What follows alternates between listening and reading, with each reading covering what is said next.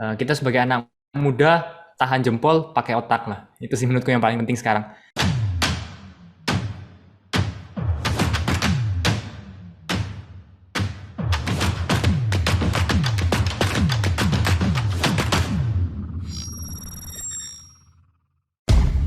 Selamat datang di SD1P, podcast SMA Kristen Gloria 1.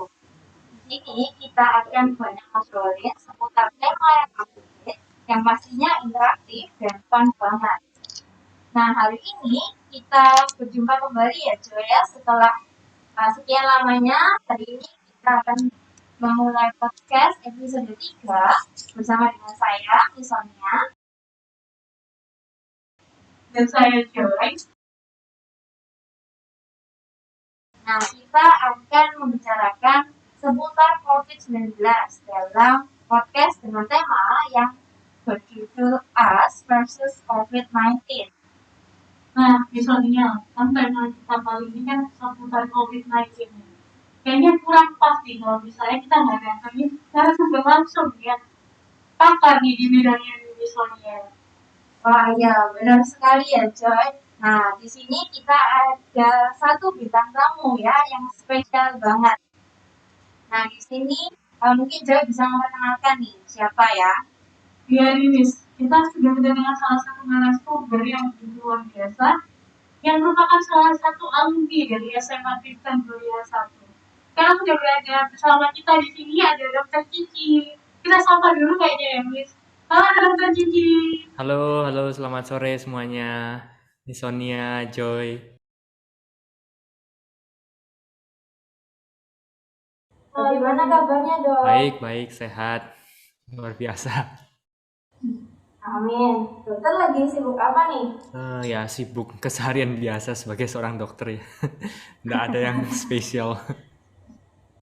Berarti masih praktek? Ya, praktek sedikit-sedikit, ngelayanin teman-teman yang telemedicine juga konsul online.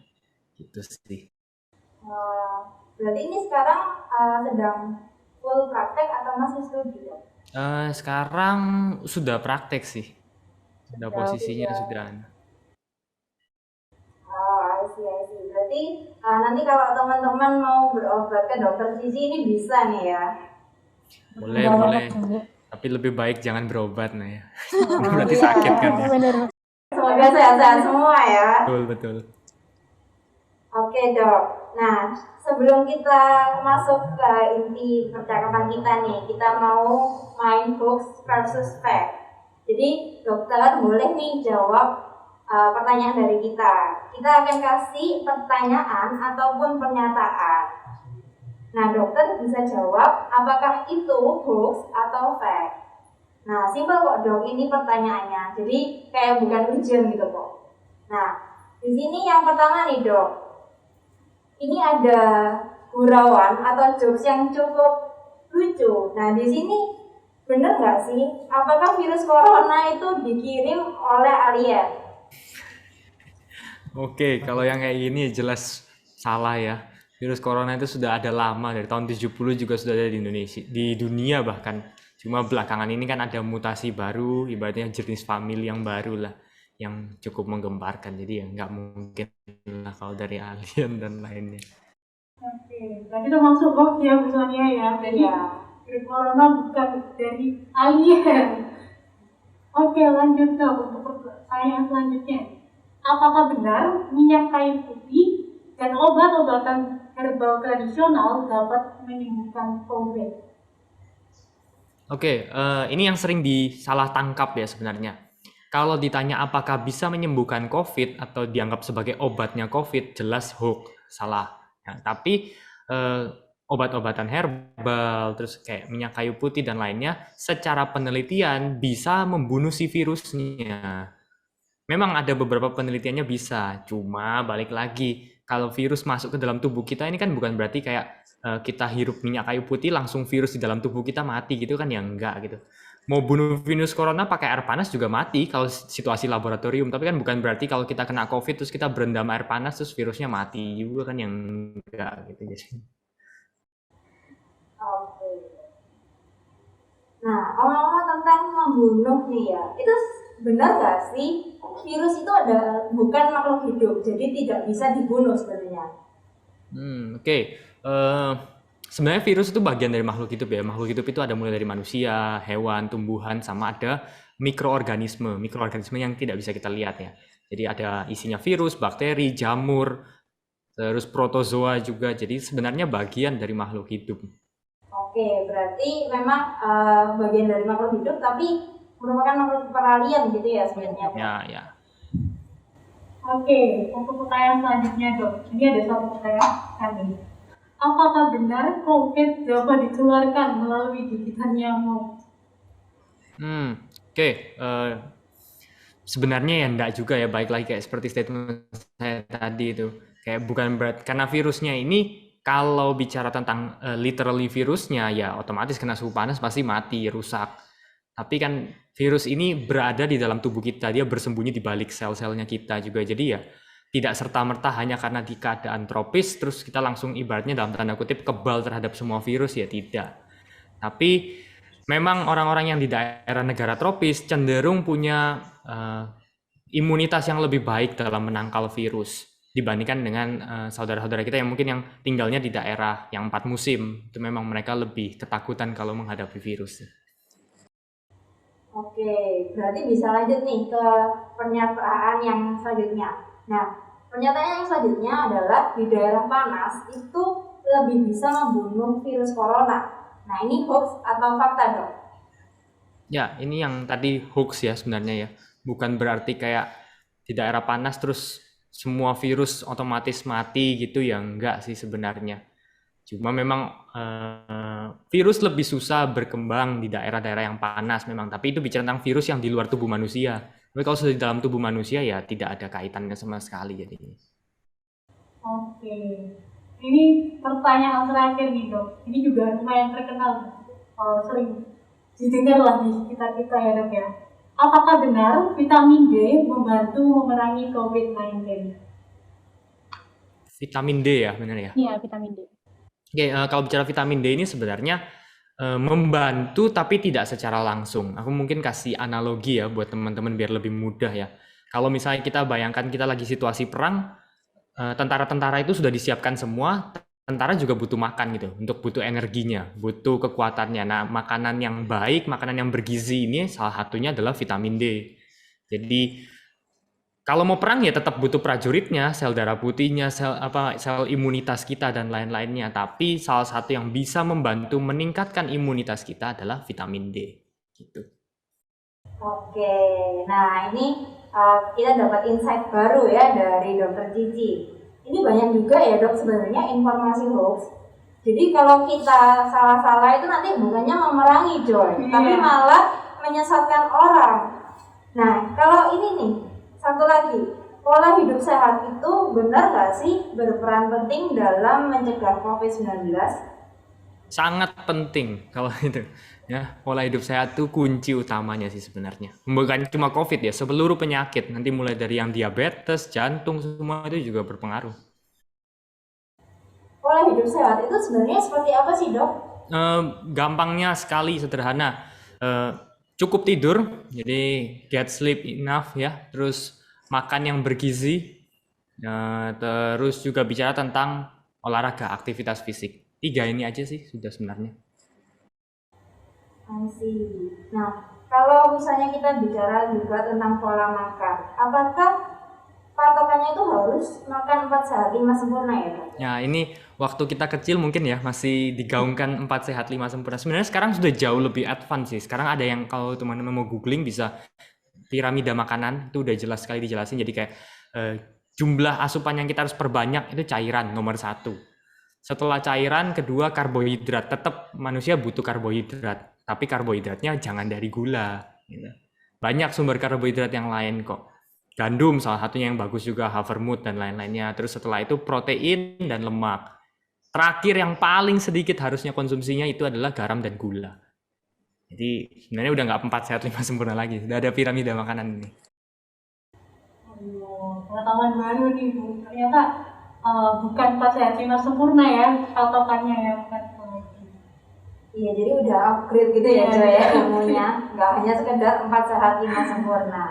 Nah, berarti kalau dalam satu porsi makan nih dok, misalnya kita makan siang, nah itu sebenarnya harus isinya apa aja nih dok? Tetap kalau idealnya, kalau kita bicara ideal, saya rasa sampai sekarang masih akan jadi perdebatan seluruh dunia dokter. Nggak ada satu jenis makanan yang bisa good for all type of people. Jadi kayak bagus untuk semua jenis tubuh manusia. Ini yang sering mungkin teman-teman sering bertentangan ketemu di internet, kayak satu bilang diet keto bagus, nggak ada yang nyoba diet keto nggak cocok, diet mayo paling bagus, ya udah kayak gitu. Tapi prinsipnya ambil generalnya aja, itu dalam satu piring kita hitung aja 60% itu karbohidrat. Jadi kalau ngambil nasi, mau nasi putih ke nasi merah, ya cocokin lah kurang lebih 60% dari piring itu, lingkar piring. Terus 20%-nya protein, 20%-nya lemak, sisanya di bawah 10% ya vitamin mineral. Nah, biasanya kalau vitamin mineral kan kita konsumsi dari buah-buahan ya, atau misalnya dari suplemen lah, itu bisa juga.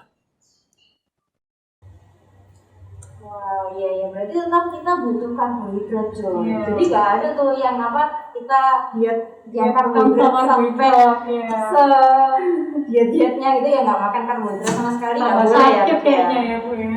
Iya. Nah, dok, gimana sih cara kita itu menjaga pola hidup sehat di masa pandemi ini? Kan kita harus ekstra nih untuk bisa menjaga pola hidup sehat itu. Ya, betul. Jadi, kalau menurut saya penting sekali kalau di era pandemi ini, terutama ya khususnya, kita harus benar-benar makan makanan yang bergizi lah. Dalam artian kita kurangin yang gorengan-gorengan ya. Buat teman-teman yang suka banget sambal juga, ya sambal bagus, tapi jangan over gitu, jangan berlebihan juga. Karena kalau misalnya nanti kita radang tenggorokan, yang panik juga kita sendiri gitu. Kita jadi bingung, ini radang tenggorokan karena sambal atau karena yang lain kan, jadi nggak tahu. Jadi memang di saat pandemi ini makan yang normal-normal, yang dalam tanda kutip selama ini dibilang sama orang tua kita makanan rumahan lah. Ya, itu aja yang kita konsumsi. Nah, tadi kan udah sempat disinggung kan Bu, kalau misalnya dalam pola hidup sehat salah satu hal yang dikatakan dokter Kiki tadi adalah olahraga. Nah, pertanyaannya adalah berarti dalam pola hidup sehat olahraga itu wajib ya dok hukumnya untuk dilakukan? Ya, kalau bilang wajib, wajib banget ya. Sampai sekarang kan selama ini kalau kita lupakan pandemi kan, olahraga juga di sekolah memfasilitasi ya. 1 minggu 1 kali lah at least. Belum ada ekstrakurikuler dan lainnya. Jadi memang terasa sekali pentingnya olahraga itu. Oh, berarti benar ya Bu, harus penting banget olahraga nih. Peringatan juga bagi saya yang males olahraga. Iya, tadi saya juga tertidur gitu ya, karena emang beberapa hari ini tuh jarang olahraga. Nah, terima kasih dokter Cici sudah menyadarkan ya. Oke, umumnya bagusnya itu olahraga itu dilakukan berapa kali seminggu ya dok? Oke, ini pertanyaan yang kadang-kadang menjebak ya, menurut saya pribadi. Nah, merasa menjebak karena kadang-kadang kita itu terlalu sibuk dengan mencari mana yang ideal, tapi kita lupa akhirnya ya sudah kita melakukan yang sebisanya kita. Nah, kalau pandangan saya pribadi, saya lebih senang kita olahraga semampu kita aja, nggak usah sampai yang ke idealnya dulu gitu. Kalau kita bicara idealnya, oke lah, ada sampai sekarang penelitian ada yang bagus olahraga setiap hari 15 menit atau misalnya sampai 2 jam, 3 jam dalam 1 minggu, akumulasi waktunya dan lain-lainnya. Tapi menurut saya lebih baik start slow gitu loh. Start low tapi konsisten tetap gitu. Nah, ini yang biasanya banyak orang menjadikan alasan, oh idealnya itu harus 2 jam sehari misalnya atau gimana. Terus akhirnya percuma lah, aku cuma bisa 15 menit, akhirnya memilih nggak olahraga gitu sih. Oh, berarti disesuaikan dengan kapasitas tubuh masing-masing ya Bu ya? Iya. Nah dok, ada nggak sih tips dari dokter untuk orang-orang yang mager atau malas untuk berolahraga? Olahraga di rumah ya? Iya, olahraga. Oke, olahraga di rumah banyak banget sih sekarang caranya. Salah satunya yang paling mudah mungkin bisa pakai kayak kardio, jalan aja sebenarnya itu juga salah satu bentuk olahraga ya sekarang.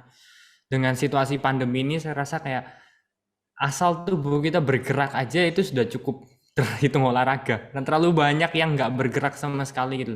Terutama anak SMP, anak SMA itu pagi sampai malam di depan gadget terus. Ya, sekolah online aja sudah makan setengah hari ya, terus nanti selanjutnya mereka istirahat, mereka juga cari hobinya ya di gadget lagi, YouTube dan lain-lainnya, gaming ya, akhirnya nggak bergerak sama sekali. Bahkan sesimpel jalan menurutku itu sudah sangat membantu.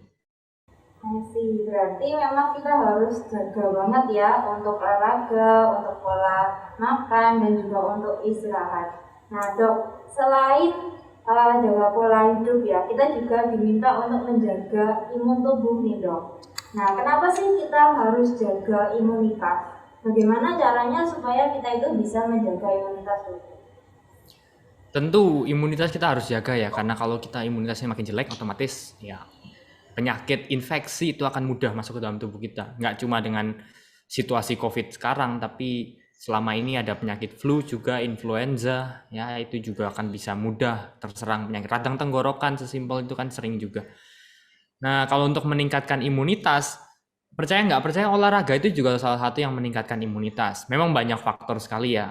Imunitas ini bicara juga dari stress management kita, dari konsumsi makanan kita, terus tadi salah satunya yang tempat disinggung juga vitamin D level, itu juga olahraga juga punya peran penting untuk meningkatkan imunitas. Dan imunitas ini harus diingat juga bahwa dia tidak pernah ada satu tindakan kita yang sifatnya temporary untuk meninggikan imun kita. Nggak ada. Jadi kayak semua tindakan kita itu bersifat jangka menengah atau panjang lah. Jadi kayak nggak bilang, oh aku makan sehat 1 minggu imunku tinggi, terus berikutnya makannya nggak jelas lagi, ya nggak bisa juga. Berarti yang bisa ditangkap ini adalah kebiasaan kita itu bisa menyebabkan imunitas kita itu tinggi atau enggak. Kalau kebiasaan baik, menjaga pola hidup, pola makan, istirahat, maka kita bisa menjaga imunitas kita. Ya, benar sekali. Nah dok, ini kan di masa pandemi ini banyak sekali ya saran-saran orang-orang kayak ayo makan ini supaya imunitas tubuh bagus, makan itu supaya nggak mudah sakit. Nah, kira-kira ada nggak sih makanan tertentu yang harus dimakan supaya imunitas tubuh itu bisa bagus? Oke, sebenarnya balik lagi pada dasarnya kuncinya sebenarnya gizi yang baik otomatis menyebabkan imun kita yang baik. Sering sekali yang saya dapetin tuh biasanya anak-anak yang malnutrisi cenderung ya, yang kurang nutrisi otomatis imunnya pasti jelek sekali ya dalam tubuh. Tuhan ini udah desain kayak nggak usah aneh-aneh, kalau kita makannya normal, standar aja imun udah pasti bagus. Tapi kalau memang ditanya mau jenisnya yang lebih detail, jenis-jenis herbal saya rasa seperti madu, telur, ya, daging ayam, brokoli, wortel itu juga makanan-makanan yang banyak mengandung zat-zat yang membentuk imunitas. Nah, berarti harus makan yang seimbang ya Jo ya. Jadi dengan kandungan nutrisi, tadi disebutkan telur itu mengandung protein ya. Kemudian madu, Brokoli, dan juga makanan-makanan yang lain kayak gitu. Nah, tadi waktu main Hoaxbuster itu kita kan sudah singgung nih dok tentang vitamin D. Nah, kira-kira berapa ya dosis vitamin D yang dibutuhkan seseorang dalam sehari? Nah, ini caranya gimana untuk kita bisa mencukupi dosis vitamin D tersebut? Oke, kalau kita bicara situasi di luar COVID, di luar situasi pandemi lah ya, itu secara standar orang dewasa itu cukup 400 international unit per hari. Saya rasa anak-anak SMA juga terhitung orang dewasa lah sudah. Nah sekarang tubuhnya juga sudah pada besar-besar gitu loh. Beda dengan era dulu kayak SMA kecil-kecil semua masih. Nah terus tapi karena kita harus tahu Indonesia masih dalam pandemi yang belum membaik sebenarnya, jadi kita harus tingkatkan itu sebenarnya. Nah kalau dari Kementerian Kesehatan kita itu menyarankan bisa mengkonsumsi 1.000 sampai 2.000 international unit per hari. Nah itu untuk kebutuhan harian dasar. Ideal kalau misalnya teman-teman mau melakukan pemeriksaan vitamin D dulu, itu lebih bagus. Cek dulu kadar vitamin D kita berapa, apakah kurang atau normal. Tapi kebanyakan kalau normal pun saya dapatin tuh di batas bawah. Jadi kalau normal kita itu range-nya antara 30 sampai 100 ya. Kebanyakan kalaupun normal ya 32, 33, jadi masih rendah sekali sebenarnya. Dan WHO menyarankan kalau misalnya orang-orang yang berada di daerah yang situasi pandeminya masih gawat, artinya masih akan susah keluar rumah, itu boleh konsumsi 1.000 international unit per hari selama 1 tahun. Itu nggak ada bahaya sama sekali kok. Dan kalau misalnya gimana cara mendapatkan dosis 1000 international unit per hari ini, cara termudah adalah suplemen sekarang.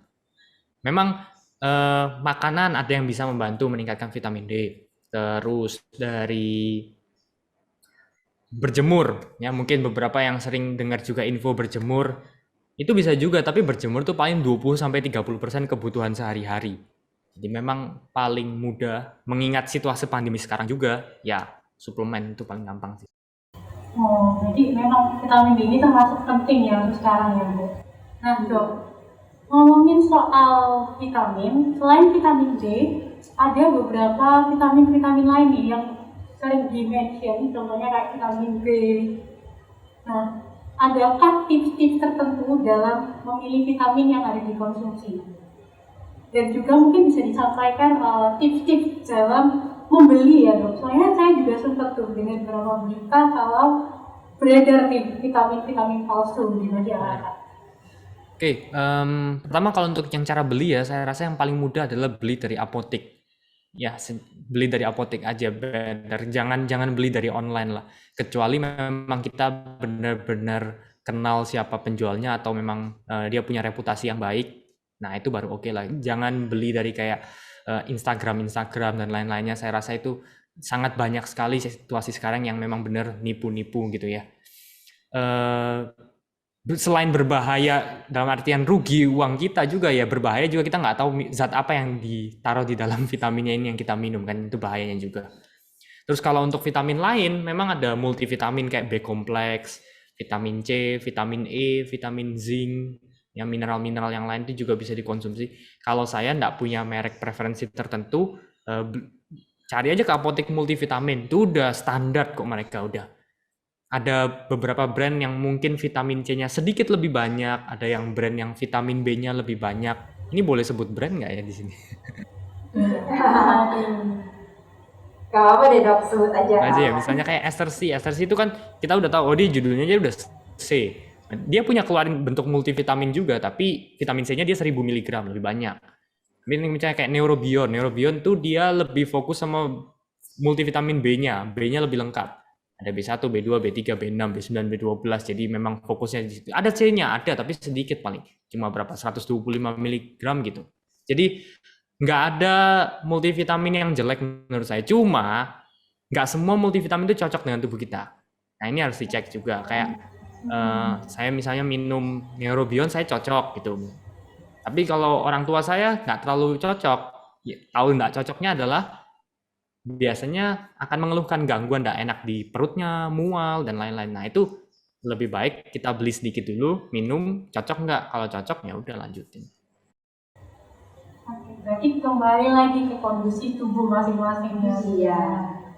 Ngomong-ngomong ini nggak di sponsor loh ya, saya. Jadi untuk contoh aja. Tapi mungkin kalau Neurobion atau Etosi mau sponsor boleh ya. Oh iya, Dok, mungkin saya nambahin pertanyaan ya, Dok. Apakah seperti ada beberapa minuman yang memang sering ludes nih, Bu, di Indomaret, boleh nggak ya? Katanya di toko-toko swalayan ini, apakah minuman itu terbukti efektif ya, Dok ya? Minuman apa aja ini? Apa yang belakangan booming ya apa ya? Boleh ya saya sebut merek ya mungkin ya? Oke, nggak apa-apa deh. Oke, sebut Kita nggak di-endorse kok. Salah satunya itu susu Bear Brand, susu beruang, yang sering banget nih orang-orang berebutan nih belinya. Nggak sih, kalau susu beruang ya sama aja kayak susu biasa. Apakah dibilang bagus? Ya bagus, susu kan bagus kok. Tapi apakah bilang kayak, oh dia punya poin plus untuk menyembuhkan COVID dan lain-lain? Nggak sih, sama aja. Oh, berarti ya sebenarnya dia sama aja ya, dalam susu lain. Oh iya, benar. Pertanyaan selanjutnya nih, Dok. Apakah betul orang dengan penyakit bawaan atau disebut dengan comorbid lebih beresiko terhadap COVID-19? Oke, ini mungkin cocok kalau kita bicara 1 tahun yang lalu ya. Kalau sekarang ada tidaknya comorbid itu tidak akan mempengaruhi penularan COVID. Jadi penularan COVID akan tetap berbahaya, tidak ada ataupun tidak adanya comorbid. Cuma memang dengan adanya comorbid, gejala seseorang yang mengalami COVID itu akan lebih parah kebanyakan. Jadi kalau dulu mungkin kita merasa kayak kebanyakan yang kena orang tua nih, ya kan? Yang kena orang tua, yang ada komorbid, biasanya cenderung yang lebih buruk lah kondisinya ketika menderita COVID. Sekarang dengan adanya penularan yang besar, usia-usia muda pun cukup banyak yang menderita COVID gitu, yang kena COVID. Dan ternyata tidak menutup kemungkinan dengan mungkin 1 tahun pola hidup ini, kebanyakan anak muda itu ternyata punya obesitas, punya diabetes bahkan. Ya, jadi usia 30 awal, 20 awal itu bahkan ada, saya pernah dapat kasus pasien 18 tahun itu sudah pre-diabetes dia. Jadi ya karena pola hidup zaman sekarang ya, saya rasa gula itu di mana-mana ya, di makanan ada, di minuman ada, semuanya gula gitu. Jadi ya beresiko kena COVID sebenarnya enggak, tapi lebih parah iya. Berarti sebenarnya ya semua orang itu bisa kena COVID ya, tapi memang ada yang memperparah gitu ya. Kalau punya diabetes, kemudian darah tinggi, dan juga obesitas. Ya makanya mungkin ada beberapa dokter yang kayak selalu mewaki-waki ya, selalu bertanya nih, kebetulan sempat ada yang mengenalkan ditanya nih ada penyakit bawaan atau enggak, mungkin itu ya salah satu faktornya karena penyakit bawaan mungkin bisa memperparah gitu. Iya. Nah, Dok, kita ini kan sudah membicarakan tentang imunitas ya. Imunitas dalam tubuh kita ini kan termasuk imunitas alami. Nah, di sini ada 2 jenis imunitas kan, Dok. Ada imunitas alami dan imunitas buatan. Nah, salah satunya adalah dengan mendapatkan vaksin. Nah, mungkin dokter bisa menjelaskan nih, kenapa kita kok perlu divaksin, Dok? Oke, mungkin sebelumnya aku izin mengkoreksi sedikit ya, sebenarnya tidak ada imunitas buatan, cuma ada yang dalam artian kita imunitas yang dalam tanda kutip kita paksakan. Jadi lebih ke communal immunity atau herd immunity itulah jadinya. Soalnya yang kita masukkan itu memang dalam tanda kutip sintetis yang kita modifikasi genetiknya, virusnya dan lain. Tapi imunitas yang timbul ya sebenarnya imunitas alami juga dalam tubuh kita juga sih, sama aja. Kenapa perlu vaksin? Karena kita tidak mau harus ada orang yang sakit baru punya antibodinya. Itu kalau kita mau tanpa vaksin, apakah bisa mencapai kekebalan kelompok atau herd immunity? Itu bisa, tapi kita harus dengan tanda kutip tega untuk membiarkan orang-orang semua sakit. Ya. Kita samain dulu deh. Ada istilah terinfeksi dan sakit. Ini 2 hal yang berbeda sebenarnya. Kenapa? Orang yang divaksin secara tidak langsung dalam tanda kutip dia terinfeksi karena ada gen virusnya yang masuk gitu. Gen virusnya masuk tujuannya apa? Bikin antibodi, tapi dia tidak sakit, nggak akan muncul gejala yang parah gitu. Misalnya dia sampai demam dan lain-lainnya nggak akan sakit dia. Sedangkan orang yang kena COVID natural, ya dia sakit gitu nanti ujung-ujungnya. Tubuhnya juga bikin imunitas yang mungkin serupa, sama gitu. Tapi dia harus melewati fase sakit. Nah kalau misalnya kita mau semua orang harus melewati fase sakit, ya kita kan nggak punya jaminan berapa orang yang akan beresiko meninggal dan lain-lainnya. Jadi apakah perlu vaksin? Sangat perlu sebenarnya. Nah, jadi penting ya Bu buat kita buat vaksin nih. Nah, ini mungkin ada beberapa orang yang gak setuju nih divaksin, Dok. Nah, pertanyaannya adalah, apakah vaksin itu benar-benar aman? Oke, kalau bicara vaksin 100% aman, saya rasa di dunia ini tidak ada vaksin yang 100% aman. Semua vaksin itu selalu menimbang 2 pokok penting, yaitu resiko dan keuntungannya. Risk and benefit ratio-nya itu selalu ada. Dan seluruh vaksin yang boleh dapat izin untuk diberikan ke masyarakat luas, itu vaksin-vaksin yang punya efek samping serius, efek samping yang berbahaya ya, kita anggap langsung efek sampingnya meninggal. Itu ekstrimnya di situ. Itu di bawah 1% harus. Jadi memang apakah 0%? Idealnya kita berusaha menekan sampai serendah mungkin, tapi nggak ada yang sampai 0%.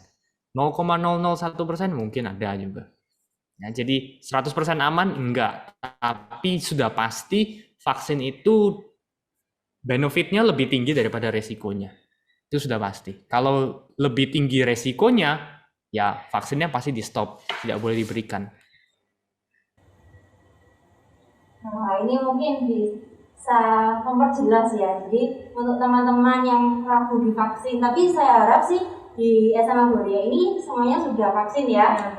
Cuma kita bisa lihat lagi keuntungannya vaksin itu lebih besar daripada resiko ya. Nah, ngomong-ngomong tentang booster nih, dokter dapat booster vaksin ketiga enggak? Ya minggu depan nih rencananya dapat ini.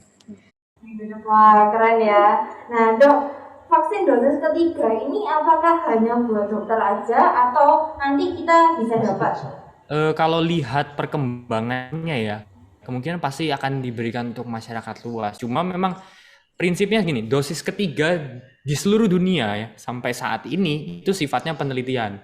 Jadi kayak ya dokter kenapa tenaga kesehatan disuruh vaksin yang ketiga gitu?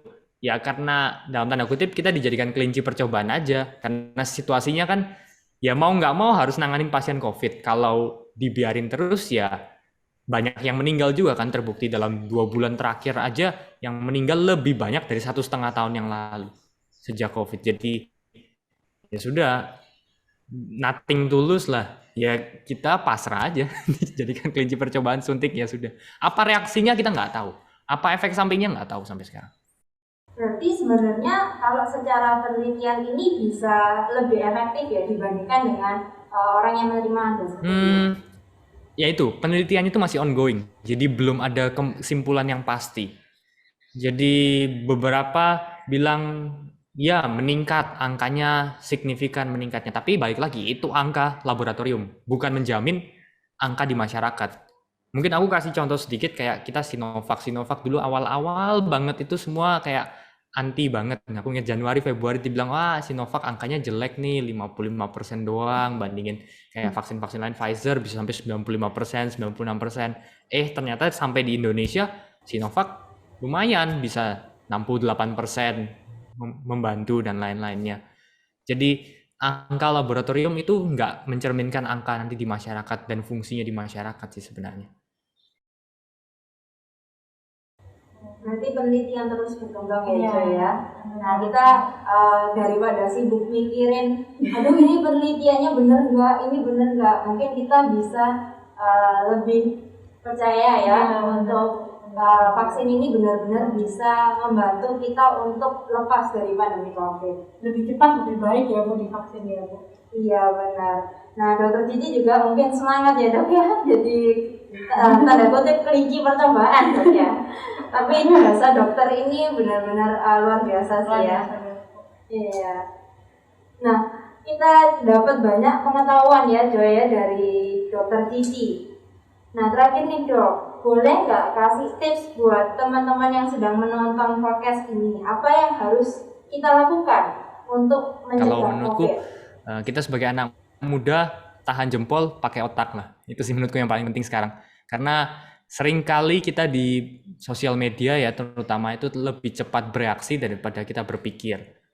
Sama halnya juga dengan kayak menyebarkan info. Kita lebih cepat untuk mereaksi kayak, wah ini kayaknya ngaku sebagai obat COVID nih, langsung share dulu tanpa kita berpikir dulu apakah memang benar, masuk akal, kita searching dulu. Nah, semakin kita sebagai anak muda yang lebih paham situasi sosial media, kalau kita bisa tahan itu dan bisa membantu, saya rasa juga nanti informasi yang benar dan akurat itu yang akan lebih beredar luas gitu, bukan hoax yang beredar jadinya. Oke. Jadi pasti berhubungan ya Bu sama tema webinar kita sebelumnya yang ngomongin tentang media sosial, harus pintar-pintar mengolah Benar. agar tidak tersebar hoax di masyarakat. Iya. Nah, kita sebagai siswa SMA ya, teman-teman sebagai siswa SMA itu walaupun hanya diam di rumah gitu ya istilahnya Dok, tapi kita bisa berpartisipasi, kita bisa stop sebar hoax dan kita lebih bisa mencerna informasi dengan benar. Nah, terakhir Dok, apakah ada pesan yang bisa disampaikan untuk teman-teman SMA dan teman-teman yang menonton ini? Ya, mungkin ini aja sih, karena sudah 1 tahun lebih ya teman-teman semua menjalankan sekolah online dan kita juga jujur masih belum tahu kapan sekolah sekolahnya bisa dibuka offline dengan protokol seperti apa. Jangan jenuh, jangan stres, tetap manfaatkan waktu yang ada untuk belajar sebaik mungkin. Lalu jangan lupa untuk gerak juga, karena kalau misalnya nggak gerak, 1 tahun kita nggak bergerak sama sekali ini, resikonya bisa 10-20 tahun lagi teman-teman yang alami. Dan kita nggak mau itu semua terjadi.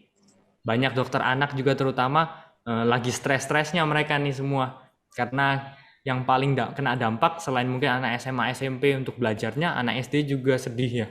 Karena nggak bisa punya sosialisasi, nggak bisa imunisasi, dan dampaknya kita nggak akan lihat dalam 10 tahun ke depan. Kita akan lihat 20-30 tahun lagi. Jadi ya, apa yang kita tahan-tahanin diri lah, semangat tetap bergerak, aktivitas, belajar tetap yang terbaik, supaya tetap jadi generasi yang luar biasa ke depannya. Wah, thank you, luar biasa sekali dok. Iya. Wah Joy, kita udah sampai di penghujung acara podcast kita ya. Sebenarnya kita pengen banyak lagi ya ngobrol sama Dokter Cici. Nah, sebelum kita tutup ya, misalnya ada pantun nih Joy. Nah, nanti Joy bisa balas ya.